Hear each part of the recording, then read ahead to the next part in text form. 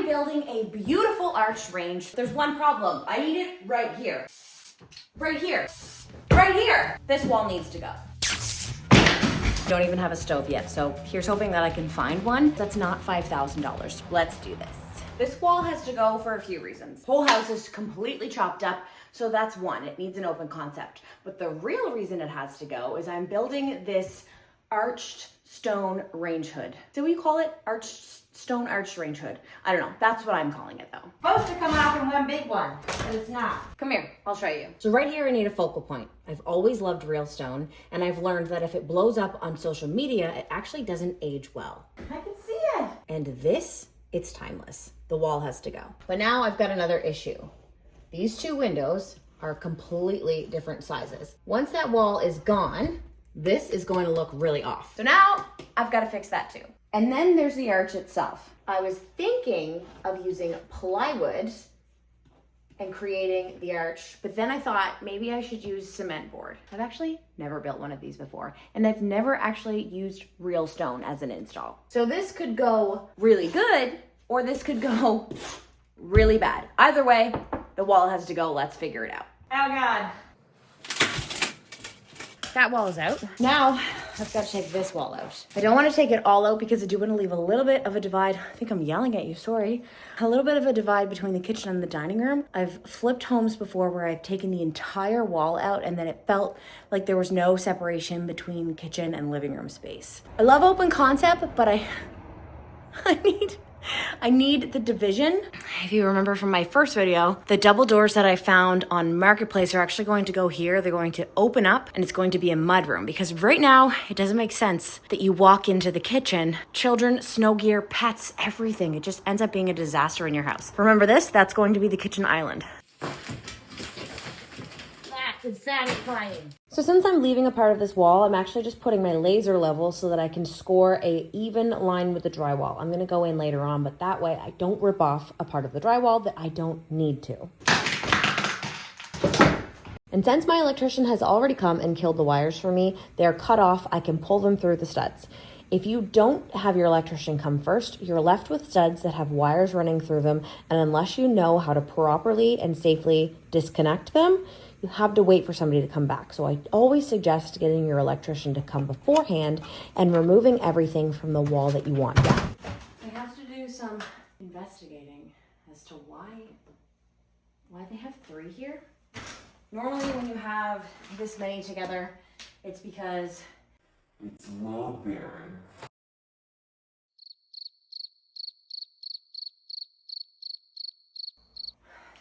I'm gonna go look at it. I don't want to do this, but I can't take that post out until I figure out what's happening upstairs in the trusses. I don't want the ceiling coming down. Oh my God. Not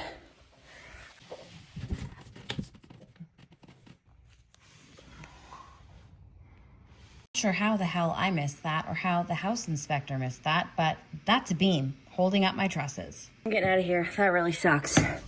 That really sucks. I have 2 options. I can remove the post, but in order to do that, I will need to get up inside of the attic and essentially recreate what is happening between here and here. So I would have to make another beam inside of the ceiling up here. This 4-ply is repeated also inside this wall and carried down to the foundation. So that beam you saw is up in here, tucked into the ceiling, and hidden away. For whatever reason, this is also being carried all the way down to the foundation, and it's leading me to believe that it is structurally holding it together because this measurement is exactly where the beam stops. The house is almost 70 years old, so they did things a little bit differently, but you can see, right?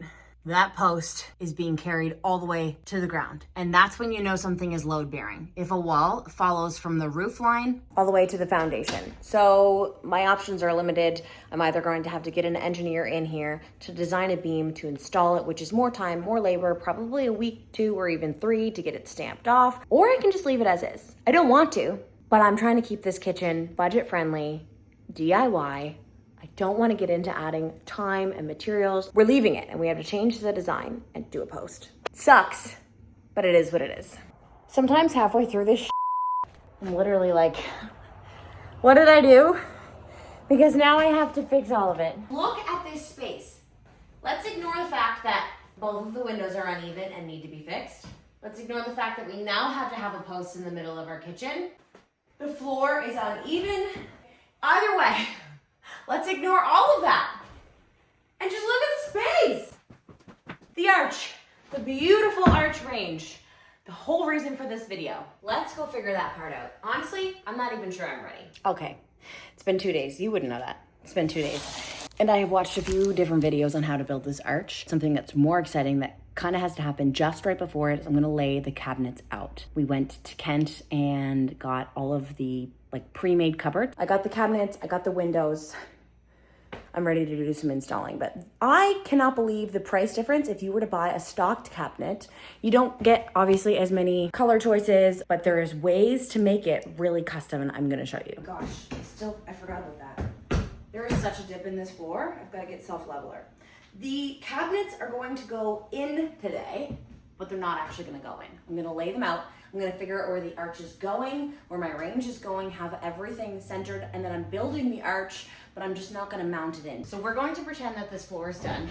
Pretend that it's all laced in, beautiful, and that this isn't happening.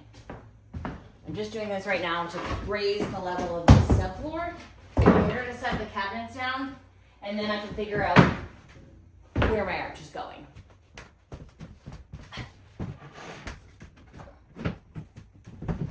This 36-inch base should line up with the window. And then I have 24 inches of space for a cabinet here.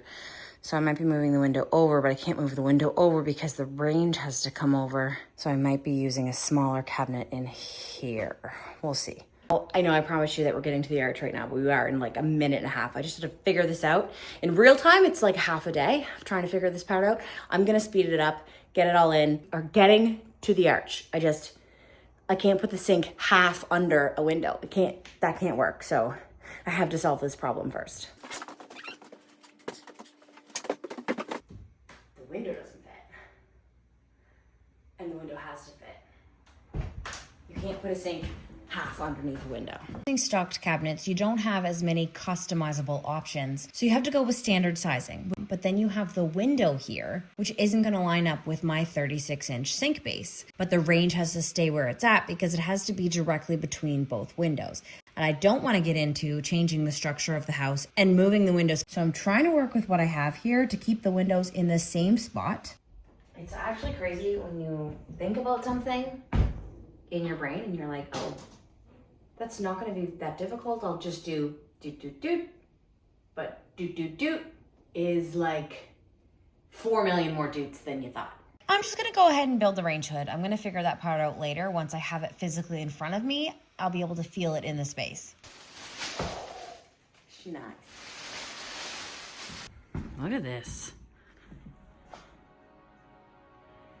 Okay, 2 24-inch side pieces.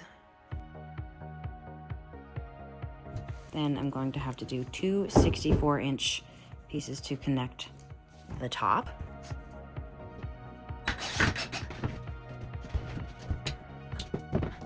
And then actually make that times 4 because I'll do 2 across the back.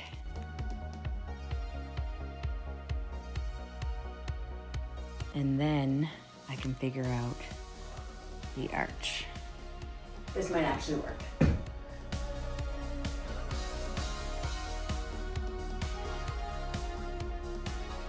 It seemed massive for the space. I think I have to take it apart and make it smaller. I'm not joking. I don't know. I feel like it is too big for the space. I wanted the stone all the way down to the ground. That's why I have this space here, and that's why it has to come out so far, because I wanted the stone all the way to the ground. Have to take it apart and do like a countertop one. Okay, I can't figure it out. I can't figure it out if this looks grand and stunning or if it's too big for the space. I can't figure it out. I can't figure it out. So I just went ahead and took it apart because I thought I should just feel the other one in the space too. Not expect to be making 2 options of this today, but here we are. So now I took that one apart. I'm going to measure, this is my pretend countertop. I'm going to measure from here to the ceiling, build a box, put it on the wall, see how I feel about that one. 8 because I don't know what kind of countertop. Actually, I do. I'm going to be doing a micro cement countertop. Amazing, right? Never did it before. Why don't we just do everything we've never done before? But I don't know how thick it'll be. I'm going to leave an inch there, and that way I can essentially play with the box and figure out where it goes. Oh, my heart, my heart. I didn't think that I would be this butthurt about this. Look at this. It's like a third of the size. I wanted it grand, and now I don't think it's going to be grand at all. Look at this. I can literally make this one on the ground. It's that little. So pissed about it, but it'll be okay. You know what? It's going to be beautiful. Regardless. It's going to be so nice, no matter what.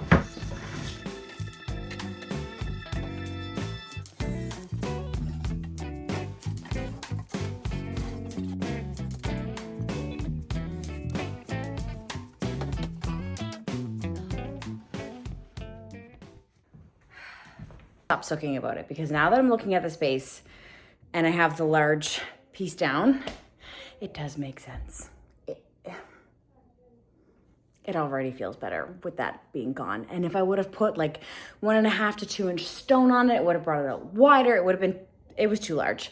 It's one of those things where you live and you learn. I feel like if I had have chosen the smaller version, my heart would have wanted the stone all the way to the floor, and I wouldn't have realized until seeing it in the space that it didn't fit. Uh-oh.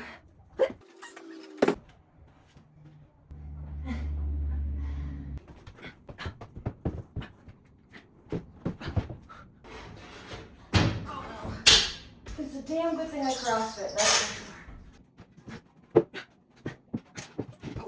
I don't think that needed to be as hard as it was. It already feels better. Oh, this is gonna work and it's gonna look so nice.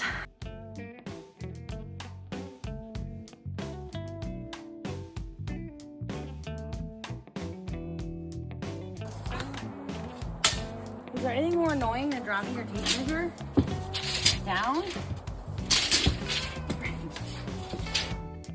It's another day. I replaced the window. I know that's the boring part. So now I can show you that this range can move over a few inches and it won't look as strange. I'm still undecided as to where it's going to go.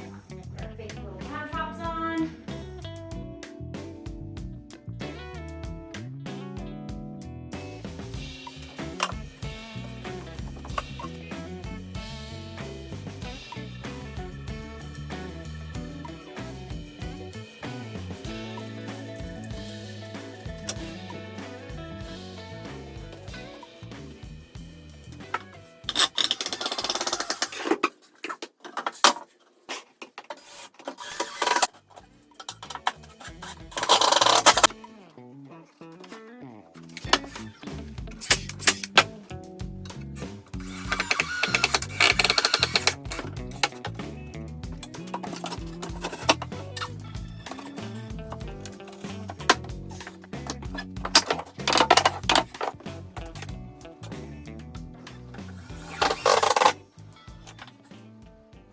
That is the range hood, mostly done.